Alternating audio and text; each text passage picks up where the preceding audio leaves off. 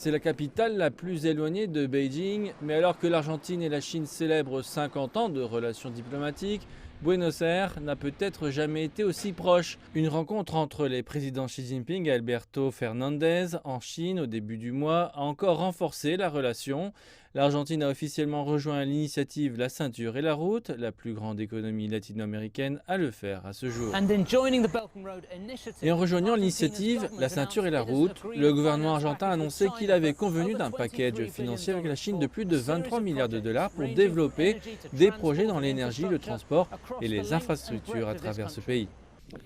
La Chine est le premier partenaire commercial de l'Amérique latine. L'Argentine a toujours fourni du soja et d'autres céréales à la Chine. Certains analystes disent que la relation commerciale se développe rapidement.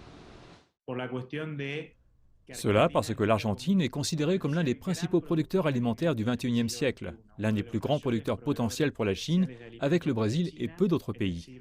Cela nous place dans une position privilégiée. Et avec cela, il y a aussi l'investissement chinois dans les infrastructures.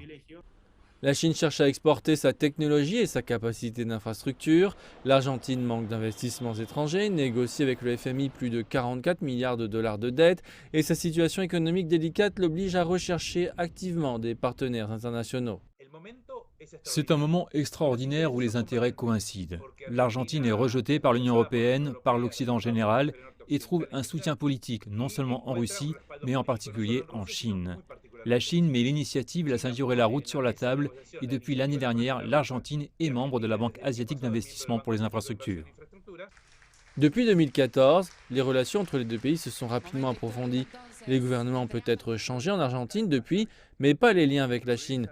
Une étude récente de l'université Saint-Martin montre que la plupart des Argentins voient les relations avec la Chine de manière positive. Mais une proportion encore plus grande admet qu'ils connaissent peu la Chine. Au fur et à mesure que les relations entre les deux pays se développent, cela est appelé à changer.